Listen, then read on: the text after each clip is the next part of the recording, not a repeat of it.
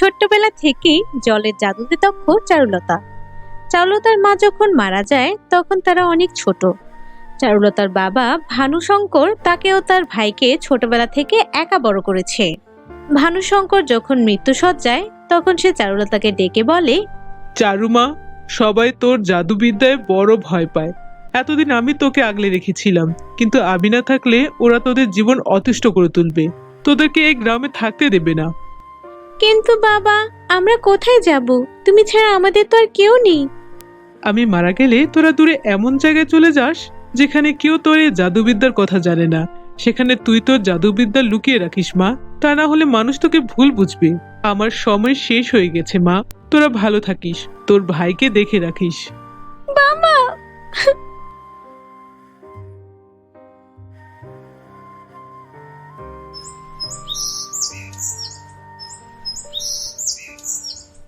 তারা দুইজন পাড়ি দিল নতুন ঠিকানা খোঁজার তাগিদে। দিদি, আমার খুব জল তেষ্টা পেয়েছে। আরেকটু চল ভাই, সামনে কোনো না কোনো কুয়ো পাওয়া যাবে।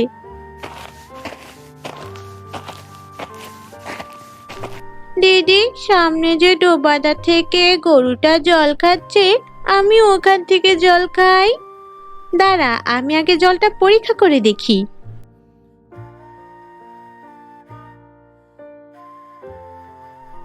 এই জল একদমই মুখে দিবি না, এই জল খেলে তুইও গরু হয়ে যাবি।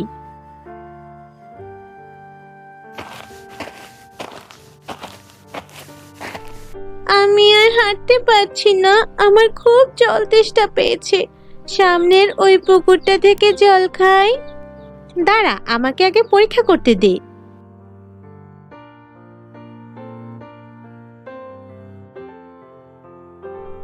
না ভাই, এই পুকুরে জল খেলে তুই মুরগি হয়ে যাবি। আমি আর পাচ্ছি না, যা হই পরে দেখা যাবে। আমি ওই পুকুরের জল খাবো।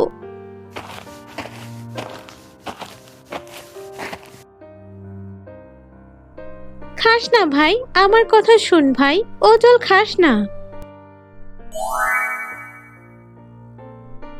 একে রে দিদি, আমি তো সত্যি মুরগি হয়ে গেছি, এখন কিভাবে মানুষ হব? কাঁদিস না ভাই, আমি তোকে আগেই বারণ করেছিলাম। পশু থেকে মানুষ হওয়ার জন্য লাগবে জাদুর পুকুর, যা আশেপাশে নেই। তুই চিন্তা করিস না ভাই, আমি জাদুর পুকুর খুঁজে বের করবই। এখন আয় আমার সাথে।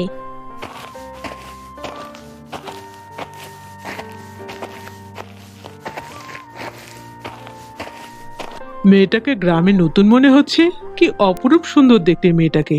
জীবন সঙ্গিনী হিসেবে তো এমন একটা মেয়ে আমি সবসময় চেয়েছি।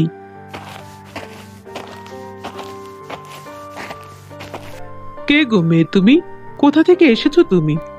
আমি চারুলতা, আমার কোনো ঘর নেই। বাহ, কি সুন্দর তোমার নাম। তুমি চাইলে আমার সাথে আমার বাড়িতে যেতে পারো, আমি এই গ্রামের জমিদার। কিন্তু আমি কি পরিচয়ে যাব? যদি তুমি তোমার কোনো আপত্তি না থাকে তাহলে আমি তোমাকে আমার স্ত্রী বানাতে চাই। আমি তোমাকে বিয়ে করতে চাই। ঠিক আছে, আমি রাজি, কিন্তু আমার একটা শর্ত আছে। কি শর্ত? আপনি কখনো আমার যাতায়াত নিয়ে এবং আমার এই মুরগি নিয়ে কোনো প্রশ্ন করতে পারবেন না।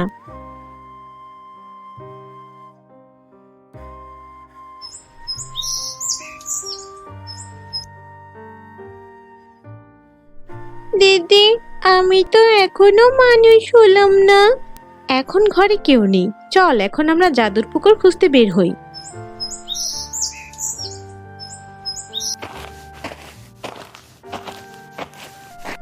আমি আর হাঁটতে পারছি না দিদি। চল ভাই, সামনের ওই গাছের তলায় গিয়ে বসি।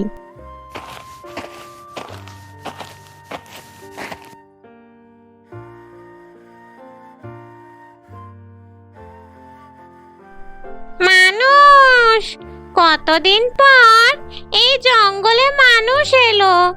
এবার মানুষের সংস্পর্শ পেয়ে আমিও মানুষ হয়ে যাব, আর মানুষের মতো রান্না করে মাংস খাবো।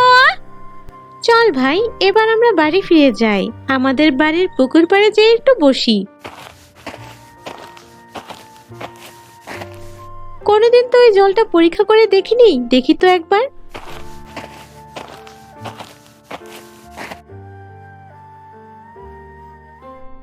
এই তো পেয়েছি, এটাই তো সে জাদুর পুকুর। এরপর পেতনি চারুলতার রূপ নিয়ে তাকে গাছে বন্দি করে দেয়।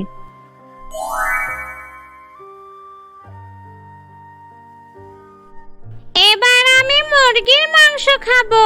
না না, জমিদার তো মুরগিটাকে ভালোবাসে, তাহলে একে আমার সাথে রাখতে হবে।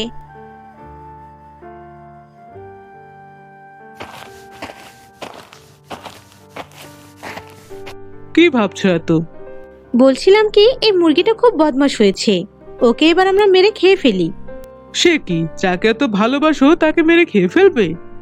ওকে এখন আর আমি ভালোবাসি না। বেশ, তুমি যা চাইছো তাই হবে। এখনই আমাকে একবার দিদির কাছে যেতে হবে।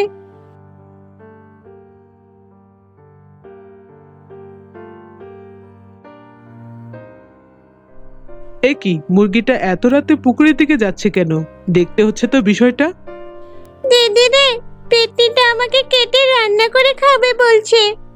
হাই হাই, এ কি বলছিস? এখন তাহলে কি হবে? গাছের ভেতর থেকে কে কথা বলছে? আমি চারুলতা। একটা ডাইনি আমাকে মন্ত্র বলে এই গাছে আটকে রেখেছে, আর তোমার সাথে আমার রূপ ধারণ করে রয়েছে। এবার বুঝেছি, এজন্যই তো তোমার প্রিয় মুরগিটাকে কেটে খাওয়ার কথা বলছিল। তোমাকে এখন কিভাবে ফিরে পাবো? তুমি আমাদের পুকুর থেকে জল এনে আমার মুখের সামনে ধরো।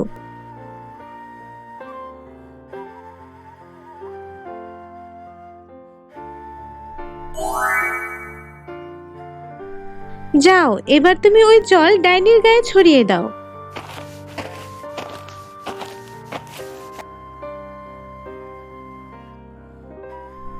এত রাতে কোথায় গিয়েছিলে, আর তোমার হাতে ওটা কিসের জল? তোমার সব চালাকি আমি ধরে ফেলেছি, এই নাও।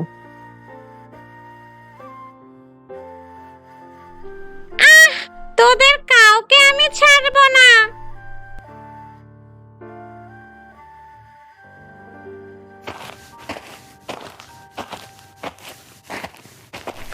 আরো একটা কাজ বাকি আছে। ভাই, এই জলটা খেয়ে নে। তারপর তার ভাই মুরগি থেকে মানুষ হয়ে যায়। এসব তুমি কিভাবে করলে? তুমি কি জাদু জানো? জানি তো, আমি জলের জাদু জানি। এই জাদুবিদ্যার জন্যই তো আমি গ্রাম ছেড়েছিলাম। আচ্ছা, বুঝলাম। তুমি শুধু আমার স্ত্রী হয়েই আমার কাছে থাকো, আমি তাই চাই।